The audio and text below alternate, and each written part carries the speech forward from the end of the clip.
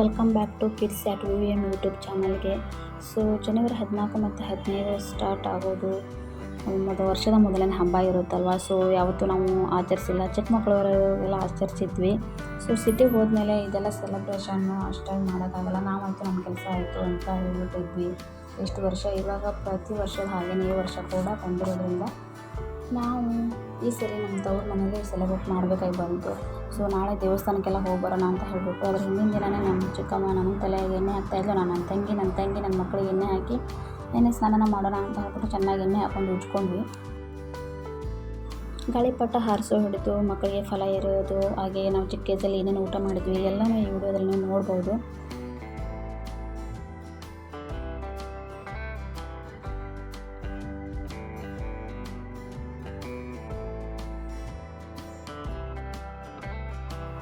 ಮಧ್ಯರಾತ್ರಿ 3 ಗಂಟೆಗೆ ಎದ್ದು ನಾನು ರೆಡಿಯಾಗಿ ನಮ್ಮ ಮಕ್ಕಳು ಕೂಡ ರೆಡಿ ಮಾಡಿಕೊಂಡು ಈ ಥರ ಮಮತಾಪುರ ದೇವಸ್ಥಾನಕ್ಕೆ ಹೋಗಿ ಬರೋಣ ಅಂತ ಹೇಳಿ 5 o'clockಗೆ ಬಸ್ ಸ್ಟ್ಯಾಂಡ್ ಬಂದ್ವಿ. ಆ ಬಸ್ ಸ್ಟ್ಯಾಂಡಲ್ಲಿ ಯಾರೊಬ್ಬರು ಇರಲಿಲ್ಲ ಅವರು, ಯಾಕಂದರೆ ಅಷ್ಟು ಬೆಳಗ್ಗೆ ಯಾರೂ ಎಲ್ಲೂ ಹೋಗ್ತಾ ಇರಲಿಲ್ಲ. ಸವದತ್ತಿ ಯಲ್ಲಮ್ಮ ಜಾತ್ರೆ ಕೂಡ ಹತ್ತಿರದಲ್ಲಿ ಇತ್ತಲ್ವ. ಸೊ ಹಾಗಾಗಿ ಆ ಬಸ್ಗೆ ಸವದತ್ತಿ ಯಲ್ಲಮ್ಮಗೆ ಹೋಗ್ಬೇಕಾದವ್ರು ಸ್ವಲ್ಪ ಜನ ನಿಂತ್ಕೊಂಡಿದ್ರು. ಅದು ಬಿಟ್ಟರೆ ನಾವೇ ಅಲ್ಲಿರೋದು. ನಮಗಂತೂ ಭಯ ಆಗ್ತಾಯಿತ್ತು, ತುಂಬ ಚಳಿ ಕೂಡ ಆ ಟೈಮಲ್ಲಿ. ಅಂತೂ ಇಂತೂ ಒಂದು ಬಸ್ ಹೊರಟಿತು 5:30ಗೆಲ್ಲ. ಸುಮಾರು ಜನ ಬರ್ತಾರೆ ಅಂದ್ಕೊಂಡಿದ್ವಿ, ಬಟ್ ಯಾರೂ ಇರಲಿಲ್ಲ. ನಾವೇ ಮಾತ್ರ ಹತ್ತಿದ್ವು ಆ ಬಸ್ಸಲ್ಲಿ. ಸೊ ಅದು ಖಾಲಿ ಬಸ್ಸು ಹೋಗಿ ಮಮದಾಪುರ ಬಸ್ ಸ್ಟ್ಯಾಂಡ್ ಹತ್ತಿರ ಇಳಿಸ್ತು. ಅಲ್ಲಿ ಹೋಗಿ ನಾವು ಒಂದು ಇಂದಿರಾ ಕ್ಯಾಂಟೀನಲ್ಲಿ 5 ರೂಪೀಸ್ಗಂತ ಇಡ್ಲಿ ತೊಗೊಂಡ್ವಿ. ಸಾಫ್ಟ್ ಮಲ್ಲಿಗೆ ಇಡ್ಲಿ ಥರ ಚಟ್ನಿ ಜೊತೆ ಕೊಟ್ಟರು. ಅಲ್ಲಿಂದ ನಾವು ಹೊರಟ್ವಿ ಮಮದಾಪುರ ಬಸ್ ಹಿಡ್ಕೊಂಡು ಮಮದಾಪುರ್ಗೆ. ರಿಟರ್ನ್ ಬರೋ ಅಷ್ಟರಲ್ಲಿ ಸುಮಾರು 3:30 ಆಗಿತ್ತು ಟೈಮು. ಬಂದುಬಿಟ್ಟು ಚಾಪೀಸಿಂದ ಈ ಥರ ಫಸ್ಟು ಡ್ರಾಯಿಂಗ್ ಬಿಡಿಸ್ಕೊಂಡ್ವಿ. ಡ್ರಾಯಿಂಗು ಬಿಡಿಸ್ಕೊಂಡಾದ್ಮೇಲೆ ರಂಗೋಲಿ ತೊಗೊಂಡು ಈ ಥರ ಕಲರ್ಫುಲ್ ಮಾಡೋಣ ಅಂತ ಹೇಳಿ. ಯಾವತ್ತೂ ನಾವು ಕೂಡ ರಂಗೋಲಿ ಬಿಡಿಸಿಲ್ಲ, ಅಂಥದ್ರಲ್ಲಿ ಇಷ್ಟು ದೊಡ್ಡ ರಂಗೋಲಿ ಬಿಡಿಸ್ತಿದ್ರು. ನಮ್ಗೆ ಒಂಥರ ಖುಷಿ ಆಗ್ತಾಯಿತ್ತು, ನನಗೂ ನಮ್ಮ ಚಿಕ್ಕ ತಂಗಿನಿಗೂ. ನಾವು ಚಿಕ್ಕ ಮಕ್ಕಳು ಇರೋವಾಗ ಯಾವ ಥರ ಆಚರಿಸೋದು ಅನ್ನೋದು ಅಷ್ಟೊಂದು ನೆನಪಿಲ್ಲ, ಕೆಲವೊಂದಿಷ್ಟು ಮಾತ್ರ ನೆನಪಿದೆ. ಯಾವ ಥರ ಸೆಲೆಬ್ರೇಟ್ ಮಾಡ್ತಾಯಿದ್ರಪ್ಪ, ಕಬ್ಬೆಲ್ಲ ತಂದುಬಿಟ್ಟು ಅದನ್ನು ಸುತ್ತುಗಟ್ಟೆ ಕಟ್ಬಿಟ್ಟು ಕೆಳಗಡೆ ಒಂದು ಮಡಿಕೆಯಲ್ಲಿ ಅಡುಗೆ ಮಾಡ್ತಾಯಿದ್ರು. ಬಟ್ ಆ ಟೈಮಲ್ಲಿ ನಾವು ಸ್ಕೂಲ್ಗೆ ಹೋಗಿ ಬರ್ತಾಯಿದ್ವಿ. ಸಂಕ್ರಾಂತಿ ದಿನ ಒಂದು ಸೆಲೆಬ್ರೇಟ್ ಮಾಡ್ತಾಯಿದ್ವಿ. ಏನಪ್ಪ ಅಂದರೆ ಎತ್ತುಗಳಿಗೆ ಮತ್ತು ಮೇಕೆಗಳಿಗೆಲ್ಲ ನಾವು ಕಲರ್ ಹಚ್ತಾಯಿದ್ವಿ. ಆ ಟೈಮಲ್ಲಿ ನಾವು ಕಲರ್ ಕಲಿಸೋದೊಂದೇ ನಮ್ಮ ಕೆಲಸ. ಗಾಳಿಪಟ ಎಲ್ಲ ಹಾರಿಸೋದ್ರಲ್ಲಿ ನಮಗೆಲ್ಲ ನೆನಪಿಲ್ಲ ಆ ಟೈಮಲ್ಲಿ.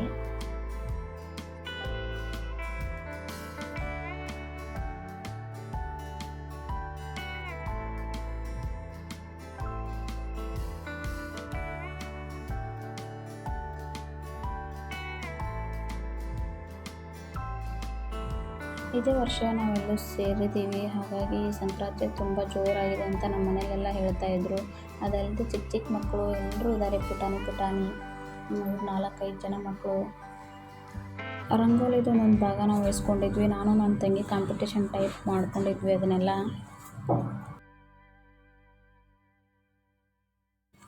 ನನ್ನ ಮಕ್ಕಳಿಗೆ ಕೂಡ ಸಂಕ್ರಾಂತಿ ಹಬ್ಬದ ದಿನ ಫಲ ಎರೆಯೋಣ ಅಂತ ಹೇಳ್ಬಿಟ್ಟು ಎಲ್ಲ ರೆಡಿ ಮಾಡ್ತಾಯಿದ್ದೆ. ಅಷ್ಟಲ್ಲೇ ಅವ್ರ ಅತ್ತೆ ಮತ್ತು ನಮ್ಮ ಕಡೆಯಿಂದ ನಮ್ಮ ಮುತ್ತಜ್ಜಿ ಕೂಡ ಊರಿಂದ ಬಂದಿದ್ದರು ಸಂಕ್ರಾಂತಿ ಹಬ್ಬಕ್ಕೆ. ಅಂದರೆ ನಮ್ಮ ಹಸ್ಬೆಂಡ್ ಅವರ ಸಿಸ್ಟರು. ನಾವು ಈ ರೀತಿ ಫಲಾನ ಎರಿದ್ವಿ ನೋಡಿ, ಅಂದರೆ ನಮ್ಮ ಹೆಣ್ಮಕ್ಳಿಗೆ ಯಾವ ರೀತಿ ಫಲ ಎರೆದ್ವಿ ಅಂತ ಹೇಳ್ತಾಯಿದ್ದೀನಿ.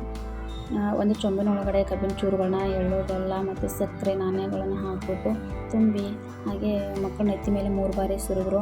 ನಾವು ಹೆಚ್ಚು ಫ್ಲವರ್ಸೇ ಹಾಕಿರೋದು, ಯಾಕಂದರೆ ಇನ್ನೂ ನೆತ್ತಿ ಇದೆ ನಮ್ಮ ಮಕ್ಕಳಿಗೆ. ನಮ್ಮ ತಂಗಿ ಮಗನ ಕೂಡ ಈ ಥರ ಮಾಡಬೇಕು ಅಂತ ಅಂದ್ಕೊಂಡ್ವಿ, ಬಟ್ ಅವಳು ಭಯ ಪಟ್ಬಿಟ್ಲು, ಕಬ್ಬೆಲ್ಲ ತಲೆ ಚುಚ್ಚಿಬಿಡುತ್ತೆ ಅಂತ ಹೇಳಿ. ಸೊ ಹಾಗಾಗಿ ನಾವು ಕೂಡ ಏನೂ ಮಾಡಲಿಲ್ಲ. ಅವರು ನಮ್ಮ ಹಸ್ಬೆಂಡ್ ಅವ್ರ ಸಿಸ್ಟರ್ ಬಂದಿದ್ದು ನಮಗೂ ತುಂಬ ಖುಷಿ ಆಯಿತು. ನಾವು ಮಾತ್ರ ಇದು ಮಾಡ್ದೇ ನಮ್ಮ ಮನೆಯವರೆಲ್ಲರೂ ಎಷ್ಟು ಪ್ರೀತಿಯಿಂದ ನನ್ನ ಮಕ್ಕಳಿಗೆ ಈ ಒಂದು ಫಲಾನ ಎರೆದ್ರು ಅಂತ ಅಂದರೆ ತುಂಬ ಖುಷಿ ಆಯಿತು ನನಗಂತೂ ಅದನ್ನ ನೋಡಿಬಿಟ್ಟು. 10 ವರ್ಷದ ಒಳಗಿನ ಮಕ್ಕಳಿಗೆ ಈ ಒಂದು ಫಲ ಎರೋ ಕಾರ್ಯಕ್ರಮನ ಇಟ್ಕೊಳ್ತಾರೆ ಸಂಕ್ರಾಂತಿ ಟೈಮಲ್ಲಿ. ಅಂದರೆ ಮಕ್ಕಳ ಆರೋಗ್ಯ ಅಭಿವೃದ್ಧಿ ಹೆಚ್ಚಾಗಲಿ, ಹಾಗೆ ಅವರು ಯಶಸ್ವಿ ಬೆಳವಣಿಗೆ ಆಗಲಿ ಅಂತ ಹೇಳ್ಬಿಟ್ಟು ಇದನ್ನು ಮಾಡ್ಕೊಂಡಿದ್ದಾರೆ. ನಾವು ಕೂಡ ಇದನ್ನ ಮಾಡಿದ್ವಿ.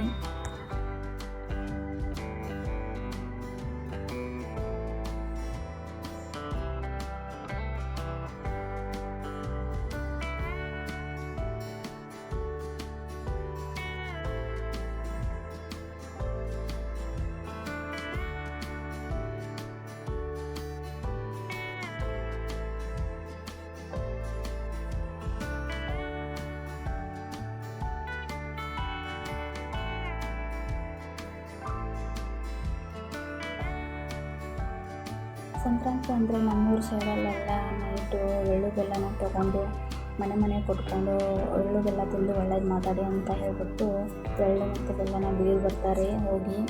ಈ ವ್ಲಾಗ್ ನೋಡ್ತಿರೋರು ಎಲ್ಲರಿಗೂ ನಮ್ಮ ಕಡೆಯಿಂದ ಸಂಕ್ರಾಂತಿ ಹಬ್ಬದ ಶುಭಾಶಯಗಳು. ಅದಲ್ಲದೆ ಎಳ್ಳು ಬೆಲ್ಲ ತಿಂದು ಒಳ್ಳೆಯದನ್ನೇ ಮಾತಾಡಿ ಅಂತ ಹೇಳೋಕ್ಕೆ ಇಷ್ಟಪಡ್ತೀನಿ. ಈ ನಮ್ಮ ಸಂಕ್ರಾಂತಿ ವ್ಲಾಗು ಹೇಗಿತ್ತು ಅಂತ ಹೇಳ್ಬಿಟ್ಟು ಕಮೆಂಟ್ ಮೂಲಕ ತಿಳಿಸಿ. ಹಾಗೆ ನಮ್ಮ ಚಾನಲ್ನ ಯಾರಾದರೂ ನೋಡ್ಕೊತಾ ಇದ್ರು ಸಬ್ಸ್ಕ್ರೈಬ್ ಮಾಡೋದನ್ನು ಮಾತ್ರ ಮರಿಬೇಡಿ. ಮನೆ ಮಹಾಲಕ್ಷ್ಮೀರು ಅಂತ ಹೇಳ್ಬಿಟ್ಟು ನನ್ನ ಮಕ್ಕಳನ್ನ ಕ್ಯೂಟಾಗಿ ರೆಡಿ ಮಾಡಿ ನನ್ನ ತಂಗಿಯರಿಬ್ಬರು ಅವ್ರನ್ನ ಮುದ್ದಾಡಿದ್ದೆ ಆ ಟೈಮಲ್ಲಿ. ನನ್ನ ನಾದಿನಿ ಮತ್ತು ಅವ್ರ ಹಸ್ಬೆಂಡು ಹೊರಡ್ತೀವಿ ಅಂತ ಹೇಳ್ತಾಯಿದ್ರು. ಸೊ ಅವರು ಮನೆಯಲ್ಲೇ ಸ್ಕೂಲ್ಗೆ ಹೋಗಿರೋ ಮಕ್ಕಳಿದ್ರು, ಅವ್ರನ್ನ ಬಿಟ್ಟು ಬಂದಿದ್ದಾರೆ. ಹಾಗಾಗಿ ಅವ್ರು ಬೇಗ ಹೋಗ್ಬೇಕಂತ ಹೇಳಿದರು. ಇರಿ ಅಂತ ಹೇಳಿದ್ರು, ಕೇಳಿಲ್ಲ, ಹೊರಡ್ತಾ ಇದ್ದಾರೆ. ಅವ್ರಿಗೆ ಹಾಗೆ ಕಳಿಸ್ಬಾರ್ದು ಅಂತ ಹೇಳ್ಬಿಟ್ಟು ಅವ್ರಿಗೆ ಸ್ವಲ್ಪ ಅವ್ರಿಗೆ ತುಂಬ ಶಾಸ್ತ್ರನ ಅಂದರೆ ಬ್ಲೌಸ್ ಪೀಸು, ರೈಸು ಹಾಗೆ ಟವಲ್ ಟೋಪಿನ ಕೊಟ್ಟು ಐರ್ ಮಾಡಿ ಕಳಿಸೋಣ. ಅಂದರೆ ನಮ್ಮ ಕಡೆ ಐರ್ ಅಂತಾರೆ ನೀವಿಲ್ಲ, ಆ ಥರ ಅವ್ರಿಗೆ ತುಂಬ ಶಾಸ್ತ್ರನ ಮಾಡಿ ಅವ್ರನ್ನೂ ಕೂಡ ಕಳಿಸ್ಕೊಡ್ತಾಯಿದ್ವಿ ಇವಾಗ.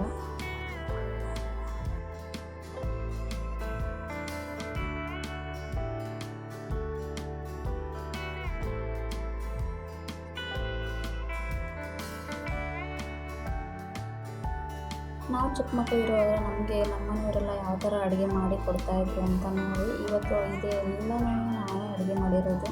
ಏನೇನು ಅಡುಗೆ ಮಾಡಿದ್ದೀವಪ್ಪ ಅಂದರೆ ಮೆಂತ್ಯ ಪಲ್ಯ, ಕ್ಯಾರೆಟು, ಸೌತೆಕಾಯಿ, ಈರುಳ್ಳಿ, ಸುಲಗಾಯಿ, ಹಾಗೆ ಬದನೆಕಾಯಿ ಪಲ್ಯ, ಕ್ಯಾರೆಟ್ ಹಲ್ವ, ಚಿತ್ರಾನ್ನ, ಮೊಸರನ್ನ, ಮೂಲಂಗಿ ಪಲ್ಯ, ಕೆಂಪು ಚಟ್ನಿ, ಹಸಿ ಖಾರದ ಚಟ್ನಿ, ಹಾಗೆ ಎಲ್ಲ ಥರ ಒಂದು 8 ಕಾಳು ನೆನೆಸಿಟ್ಟಿರೋ ಪಲ್ಯ ಅಂತ ಹೇಳಿದ್ನಲ್ವ ಅದೇ ಇದು. ಅದ್ರ ಜೊತೆಗೆ ಫೇವ್ರೆಟ್ ಆಗಿರೋ ಒಂದು ಕಡಲೆ ಪಲ್ಯ, ಹಾಗೆ ಒಂದು ಸಜ್ಜಿ ರೊಟ್ಟಿ. ಅಷ್ಟೆಲ್ಲ ಮಾಡಿ ಮಧ್ಯಾಹ್ನ ಊಟ ತಿಂದು ಇಲ್ಲಿ ಬಂದು ಸ್ವಲ್ಪ ಕಪ್ ತಿನ್ನೋ ಅಷ್ಟರಲ್ಲಿ ನನ್ನ ತಮ್ಮ ಈ ಥರ ಒಂದು ರೀಲ್ಸ್ ಮಾಡ್ತಾಯಿದ್ದ ನನ್ನ ಜೊತೆಗೆ. ನಾರ್ಮಲಿ ಕಪ್ ತಿಂತಾ ಇದ್ದೆ, ಬಟ್ ಅವನು ವಿಡಿಯೋ ಮಾಡ್ತಾಯಿದ್ದಾನೆ ಅಂತ ನನಗೆ ಗೊತ್ತಿರಲಿಲ್ಲ. ಸೊ ಈ ಥರ ಕಪ್ ತಿನ್ನೋ ಕಾಂಪಿಟೇಷನ್ ಮಾಡೋಣ ಬಾ ಅಂತ ಮಾಡ್ತಾಯಿದ್ವಿ. ಇದರಲ್ಲಿ ಯಾರು ವಿನ್ ಆದರು ಅಂತ ಲಾಸ್ಟಲ್ಲಿ ಅವನೇ ಹೇಳ್ತಾನೆ ನೋಡಿ ಹೇಗೆ ವಿನ್ ಆದರು ಅಂತ ಹೇಳ್ಬಿಟ್ಟು. ನಾನಂತೂ ಅವನು ಫುಲ್ ತಿಂತಾಯಿದ್ದ ಪಾಪ. ನಾನು ಕಚ್ಚಿ ಹಾಗೆ ಕೆಳಗಡೆ ಬಿಸಾಕ್ತಾಯಿದ್ದೆ. ಅವನು ಅಬ್ಸರ್ವೇ ಮಾಡಿಲ್ಲ ಪಾಪ. ಬಾಯಲ್ಲಿ ಬ್ಲಡ್ ಬಂತು, ಅಲ್ಲಿವರೆಗೂ ತಿಂತಾಯಿದ್ದ. ಅವನು ಕೂಡ ನನ್ನ ಕಡೆ ತಿರುಗಿ ನೋಡೇ ಇಲ್ಲ ನಾನು ಯಾವ ಥರ ಕಪ್ ತಿಂತಾಯಿದ್ದೀನಿ ಅಂತ ಹೇಳ್ಬಿಟ್ಟು ಸುಮ್ಮನೆ ಹಾಗೆ ತಿಂತಾಯಿದ್ದಾನೆ ಅಷ್ಟೇ. ಕೊನೆಯಲ್ಲಿ ನೋಡಿ ಯಾವ ಥರ ಆಗಿದೆ ಪಾಪ ಅವನ ಪರಿಸ್ಥಿತಿ ಅಂತ ಹೇಳಿ ಎಲ್ಲ ಮಾಡಿದ್ವಿ. ಬಟ್ ಗಾಳಿಪಟ ಹಾರಿಸೋಕ್ಕೆ ಪ್ಲೇಸ್ ಇಲ್ಲ ಅಂತ ಗಾಳಿಪಟ ಒಂದನ್ನು ಮಾತ್ರ ಹಾರಿಸಿಲ್ಲ ಅಷ್ಟೇ. ಸಂಕ್ರಾಂತಿ ಅಂತೂ ಫುಲ್ಲು ಜೋರಾಗಿತ್ತು ನಮ್ಮ ಮನೆಯಲ್ಲಿ. ಇನ್ನು ಈ ನಮೂನಿ ಹಂಗ ತಿಂತಂದು ಹೋಗ್ಯಾಳ. ನಾರ ರಗತ್ ಬರುವಂಗೆ ಇದು ಮಾಡೀನಿ, ಬಾಯ ರಗತ್ ಬಂತು ಈ ನಮೂನಿ ಮಾಡೀನಿ. ಈ ಕ್ಯಾರ ಬರೀ ನಾ ಗೆದ್ದನ ಚಾಲೂ ಮಾಡ್ಯಾಳ. ಏನು ಮಾಡ್ತೀರಿ